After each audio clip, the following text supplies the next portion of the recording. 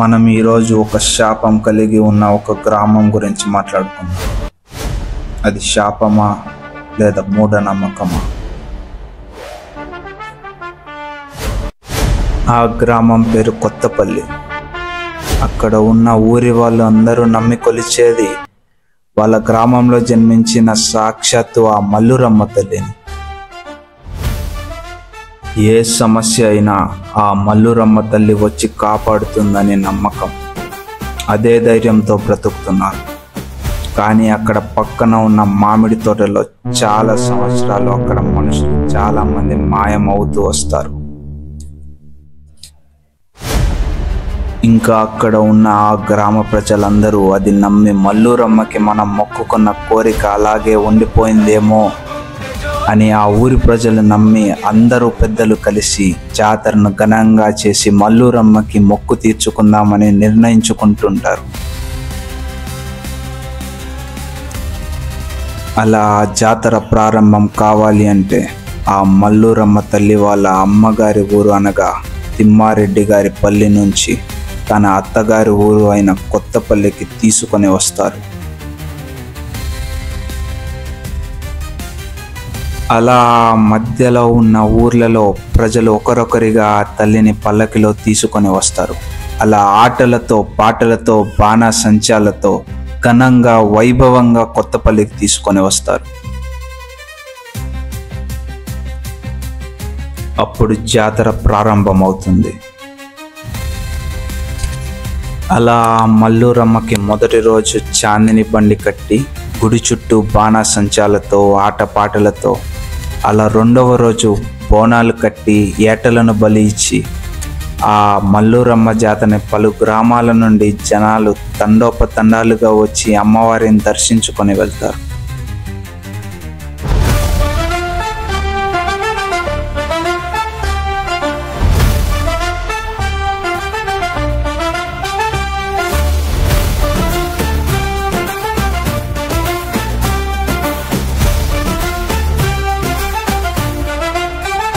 మల్లురమ్మ తల్లి మాతుండే జాతి, సకల కష్టం తొలగించే ఉండరమ్మ తల్లి. నీ కిరణాలను వెలిగే మా ఊరి గడప గడప, అమ్మ వారి ఆశీర్వాదం మా బంధాల వలయ.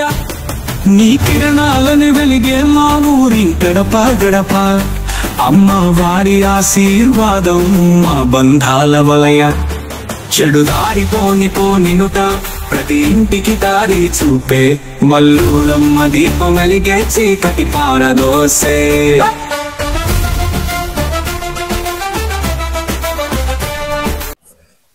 ఇతని పేరు గురు. ఇతను అక్కడ ఉన్న రహస్యం ఏమిటో తెలుసుకుంటాడా?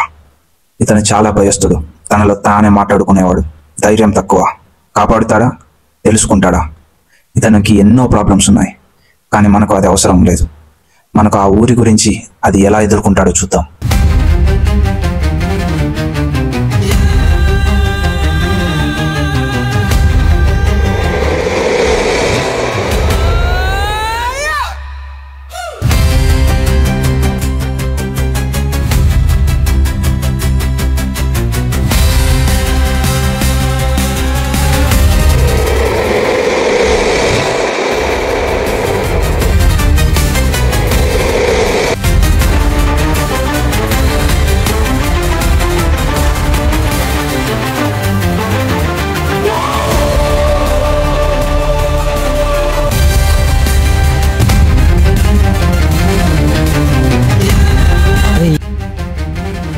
ఏందిరా ఇది? చీకటి ఇంత భయంకరంగా ఉంటుందా? వాడిని పట్టుకోండ్రా, వాడిని వదలకండ్రా. పట్టుకోండ్రా నా కొడుకుని, నరకండ్రా. ఎవరా మీరంతా? నాయనక్కడ ఎందుకు పడుతున్నారా? వాడిని నరకండ్రా రే. పట్టుకోండ్రా నా కొడుకుని, నరకండ్రా. చంపండ్రా రే నా కొడుకుని.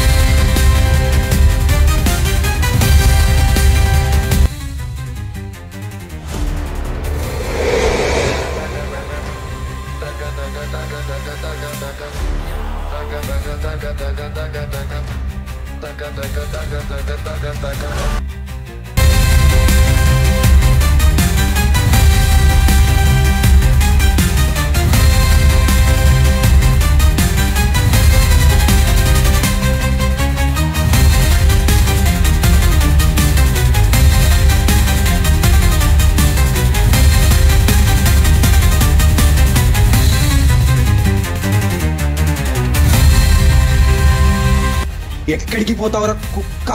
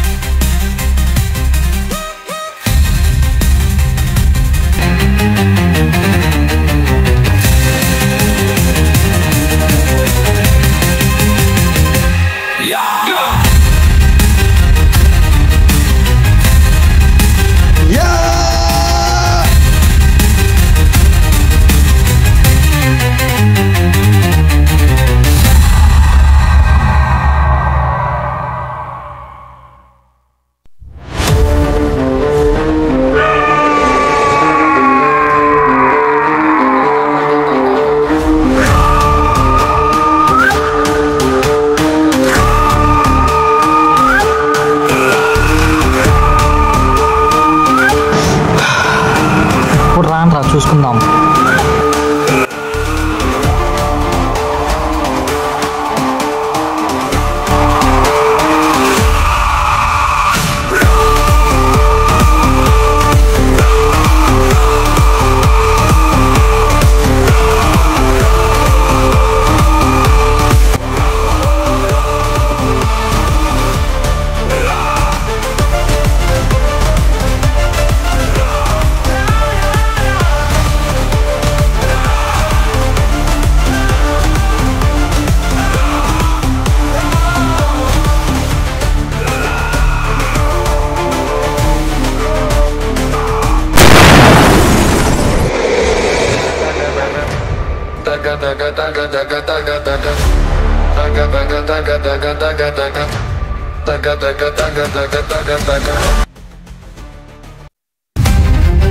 అసలు అక్కడ ఏం జరుగుతోంది?